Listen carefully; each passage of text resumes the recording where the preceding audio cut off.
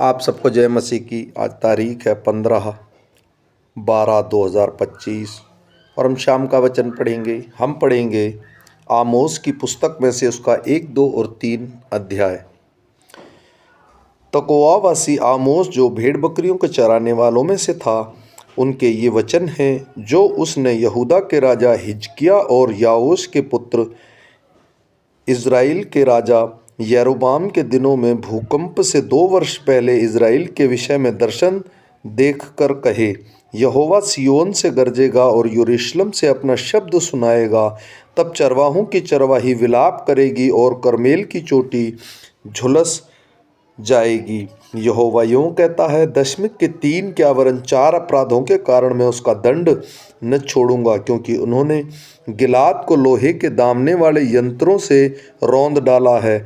इसलिए मैं हजाएल के भवन में आग लगवाऊंगा और उसमें बेहनदद के राजभवन भी भस्म हो जाएंगे। मैं दशमिक के बेंडों को तोड़ डालूंगा और आवेन नामक तराई के रहने वालों को और बेतादेन के घर में रहने वाले राज दंडधारी को नष्ट करूंगा और आराम के लोग बंदी होकर कीर को जाएंगे। यहोवा का यह वचन है। यहोवा यूँ कहता है, गाजा के 3 क्या वरन 4 अपराधों के कारण मैं उनका दंड न छोड़ूंगा, क्योंकि वे सब लोगों को बंदी बनाकर ले गए कि उन्हें एदोम के वश में कर दें। इसलिए मैं गाजा की शहरपनाह में आग लगाऊंगा और उससे उसके भवन भस्म हो जाएंगे। मैं अश्दोद के रहने वालों को और अश्कलोन के राजदंडधारी को भी नष्ट करूंगा। मैं अपना हाथ एक्रोन के विरुद्ध चलाऊंगा और शेष फिलिस्तीसी लोग नष्ट होंगे।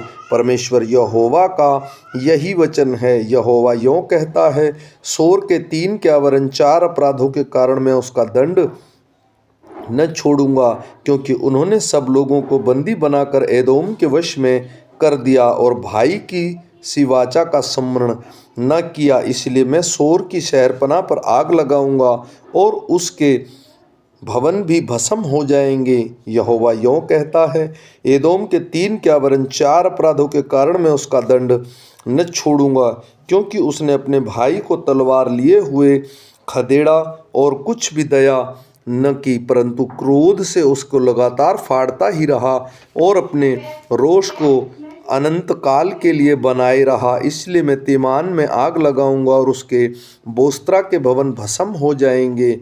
यहोवा यूँ कहता है, आमोन के 3 वरन क्या 4 अपराधों के कारण मैं उसका दंड न छोड़ूंगा, क्योंकि उन्होंने अपनी सीमा को बढ़ा लेने के लिए गिलाद की गर्भिणी स्त्रियों के पेट चीर डाला। इसलिए मैं रब्बा की शहरपनाह में आग लगाऊंगा और उसके भवन भी भस्म हो जाएंगे। उस युद्ध के दिन में ललकार होगी, वह आंधी वरन बवंडर का दिन होगा और उसका राजा अपने हाकिमों समेत बंधुआई में जाएगा। यहोवा का यही वचन है। यहोवा यूँ कहता है, मोआब के 3 वरन क्या 4 अपराधों के कारण मैं उसका दंड न छोड़ूंगा, क्योंकि उसने एदोम के राजा की हड्डियों को जलाकर चूना कर दिया। इसलिए मैं मोआब को आग लगाऊंगा और उसके किरियातोत के भवन भस्म हो जाएंगे और मोआब हुल्लड़ और ललकार और नरसिंगे के शब्द होते होते मर जाएगा।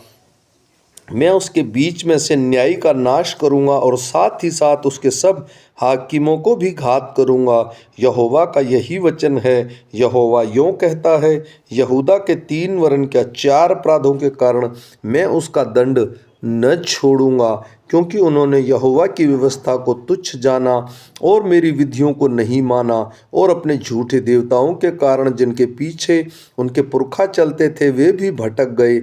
इसलिए मैं यहूदा में आग लगाऊंगा और उसको यरूशलेम के भवन भस्म हो जाएंगे। यहोवा यूँ कहता है, इज़राइल के 3 क्या वरन 4 अपराधों के कारण मैं उसका दंड न छोड़ूंगा, क्योंकि उन्होंने निर्दोष को रुपयों के लिए और दरिद्र को एक जोड़ी जूते के लिए बेच डाला है।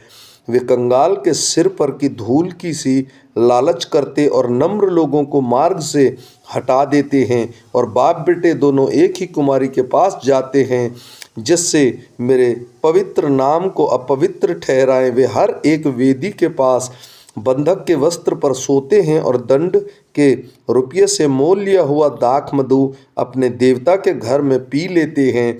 मैंने अपने सामने से एमोरियों को नष्ट किया था, जिनकी लंबाई देवदारू की सी और जिनका बल बांज वृक्षों का सा था।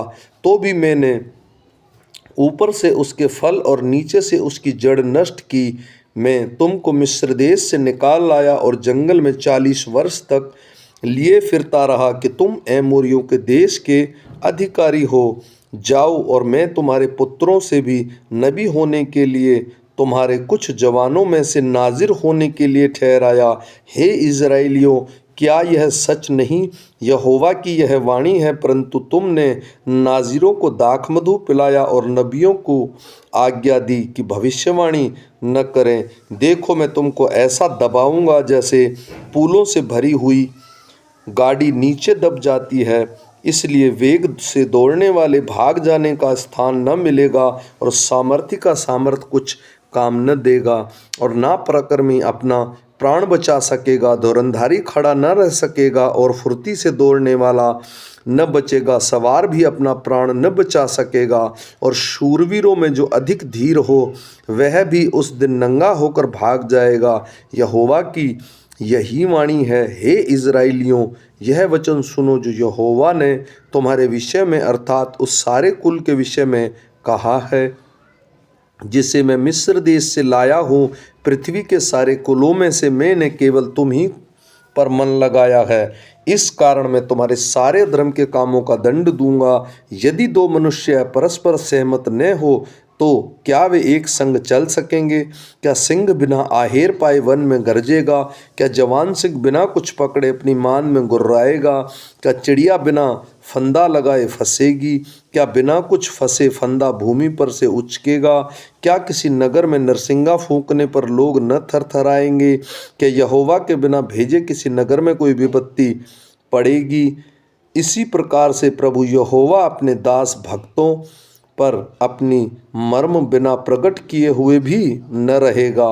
सिंह गरजा, कौन न डरेगा? परमेश्वर यहोवा बोला, कौन भविष्यवाणी न करेगा?